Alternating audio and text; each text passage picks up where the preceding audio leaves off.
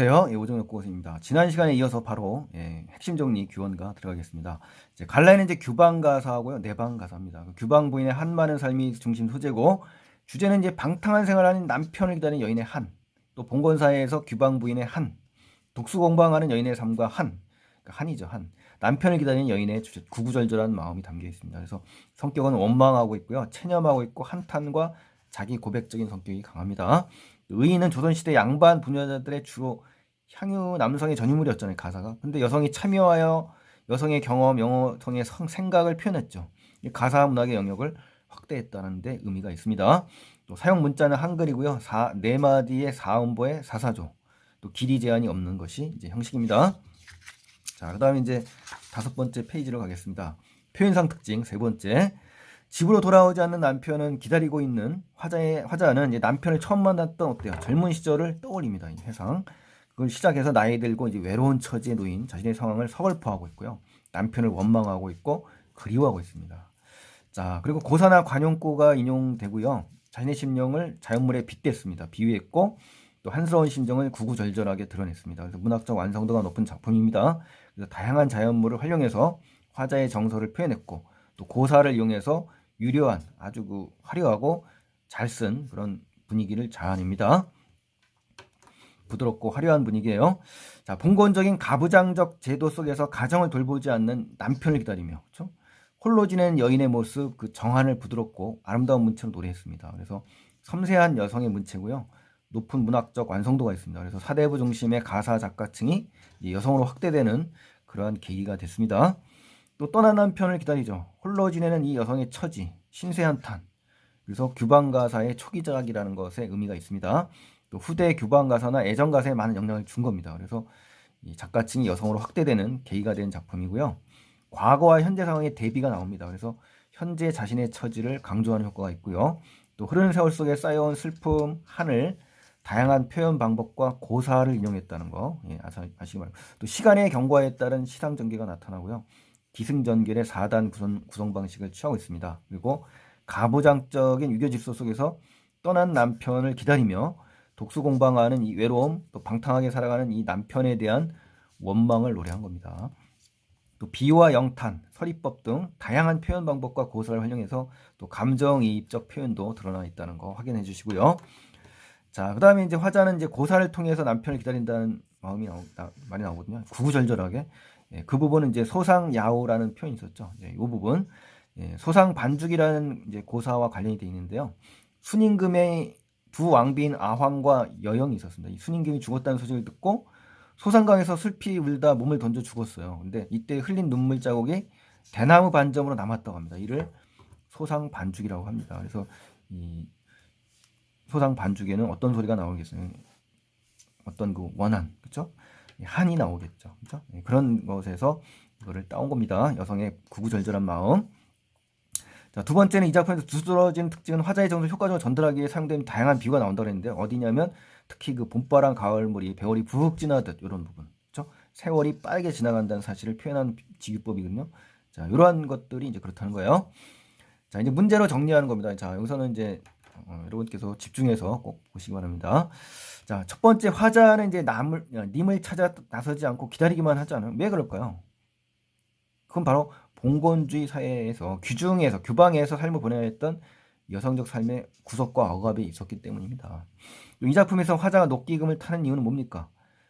이 돌아오지 않는 남편에 대한 그리움이 많겠죠. 홀로 독수공방해야 하는 이 외로움이 있겠죠. 그걸 위로하기 위해서입니다. 또 3번 당시에 용심하게 살얼음 디딘다. 왜 그랬을까요? 그건 남편이 경박자였기 때문에 남편이 화자에게 마음이 떠날까봐 너무나 불안하고 두려웠기 때문입니다. 전전긍긍 하셨죠? 좌불안석 이런 것들, 노심초사 이런 거죠. 잡사와 두월이 많은 선하면 아니올까 두렵습니다라는 가시리 부분을 제가 이제 비교를 해봤는데요. 이 미래 상황에 대한 가정을 통해서 미래 일에 대한 염려가 좀 들어있잖아요. 그래서 님을 붙잡아둘 수도 있겠지만 서운하면 님이 돌아오지 않을 것을 염려하는 그런 마음이 잘 담겨 있습니다. 그래서 님을 떠나보내는 이유가 여기서 제시되어 있는데 이 부분과 함께 연결해서 보시면 더욱 좋을 것 같습니다, 여러분. 자, 4번에 이 작품의 화자가 과거에 바라던 바와 현재 상황을 비교해 보겠습니다. 과거에는 소년 행락을 갖고 있고요. 소망하는 건 뭐였습니까? 용모가 천연 여질이 지속되는 것이었습니다. 군자혹을 원했죠, 이 과거에. 근데 현재는 어떻습니까? 박명환, 홍안의 상황이고요. 이 기구한 운명이죠. 설빈화는 사라졌고 면목 가증이 됐잖아요. 장안, 유엽, 경박자를 만났어요. 군자호구가 아니라. 그러니까 과거와 현재가 이렇게 대비된다는 것도 파악하시기 바랍니다. 자, 이제 마지막 6번째 장인데요. 끝까지 잘 정리를 하셔야 돼요. 자, 5번에 이 작품에서 시간에 대한 이중적 인식이 나타나는데 그 인식이 나타나는 표현을 찾아보고 그 이유를 찾아보자. 그런데 빠르게 흐른다는 인식이 바로 어디냐? 해당구 영광, 세월이 흘흘 지나고 조물주가 시기가 많아서 뭐 이런 장면, 또 봄바람, 가을물이 배월이 북 지나듯 이런 장면. 왜 그렇습니까? 곱고 아름다운 모습이 어떻습니까? 지속되지 않고 청춘이 빨리 지나갔기 때문에 이런 생각을 한 거예요. 더디게 흐른다는 인식이 또 나오는데요. 12대 김도길사 30날 지루하다. 이 장면. 화자를 버리고 떠나서 언제 돌아올지 알 수 없는 이 남편에 대한 무작정 기다리는 거죠. 그만큼 지루하고 힘든 거죠. 이런 것이 바로 이중성을 갖고 있는 겁니다. 이중성. 시간에 대한 이중성. 반드시 파악을 하셔야 돼요. 자, 6번째는 한 해에 대처하는 화자의 태도. 자탄, 스스로 한탄한다는 거야. 내 얼굴 내가 보거니 누가 나를 사랑하겠느냐. 누구를 원망하랴. 이런 거. 간장이 구걱되어 구비부이 끊어졌다. 이런 장면이 자탄이고요. 타인을 원망하는 장면이 있는데요. 이 바람에 떨어진 이파리, 풀 속에 오는 짐승, 원수라고 하죠. 타인을 원망하는 거죠. 또 아마도 님 탓을 하잖아요. 그렇죠? 이런 장면에서 스스로 한탄을 하는 것인지 아니면 타인을 원망하는 것인지 이러한 시청자의 태도 구분해 주시면 좋겠습니다. 자, 정서를 비교하는 건데 화자는 자신의 처지에 대해서 복합적인 태도를 보입니다. 그래서 아주 중요한 문제입니다. 이 부분이 아주 중요합니다, 여러분. 다양한 정서.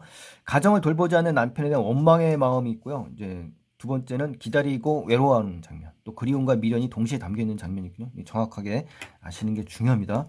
그래서 원망은 어디에서 났죠? 경박자를 꿈처럼 만났다. 원망이 담겨 있죠. 또 야유원 술집에 가서 세 사람이 나서 갔단 말이냐 막 이런 식으로. 또 아마도 이님 때문에 내가 살까 말까 할 정도로 힘들다 뭐 이런 얘기죠. 두 번째, 오지 않는 남편에 대한 그리움과 미련은요. 얼굴을 못 보거든 그립지나 말지. 그립다는 거죠. 차라리 꿈에서 만나보고 싶다. 난간에 비겨서 닌가신대를 바라본다. 이런 장면들이 그리움, 외로움, 미련이 담겨 있는 겁니다. 그래서 정확하게 구분을 해주시고요.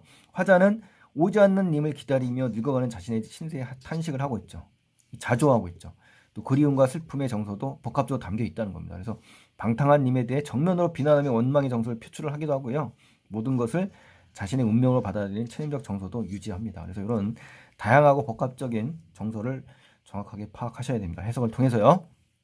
자, 8번. 이 작품에 등장하는 자연물들의 기능을 파악하고 서로 관련지어 보자 하는데 자연물과 같은 다양한 대상이 활용돼서요. 화자의 정서를 효과적으로 드러냅니다. 예를 들어서 귀뚜라미, 새소리 이런 것들 외롭고 서글픈 감정이입이 된 겁니다. 서글픈 감정을. 자, 그다음에 자치는 구준비, 모은 이런 그 배경은요. 화자의 쓸쓸하고 답답한 감정을 강조한 겁니다. 객관적 상관물인데 굳은 날씨를 통해서 화자의 심정을 심화시키는 겁니다. 또 이파리, 짐승은 뭡니까? 화자와 님사의 방해물 역할이고 님에 대한 그리움을 심화시키는 겁니다. 그래서 이러한 소재의 역할, 자연물의 소재의 역할을 또 기억을 해주시면 너무 좋겠습니다. 자, 그다음에 이제 마지막 숙투 작품끼리 연계를 해봤는데요. 규현과 우리 동네 구자명 씨 있잖아요. 여기 여성의 삶을 비교해 보는 거죠. 그래서 그리고 시대가 바뀌었지만 여성들의 삶에서 달라지지 않은 점 이런 것들 한번 생각해 보라고 정리를 해줬습니다. 그래서 시대가 바뀌었지만 여전히 차별받고 희생을 강요당하고 있죠.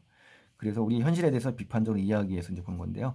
7페이지에는 제가 따로 프린트물을 올려놓을 테니까 여러분 다운로드 받으셔서 읽어보시고요.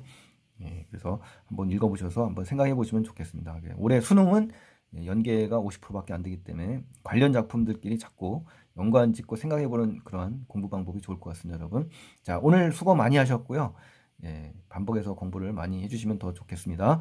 자, 오늘 구독 안 하신 분들은 구독 버튼 눌러주시고요. 좋아요 버튼 눌러주시고 다음 시간에 꼭 뵙겠습니다, 여러분. 감사합니다.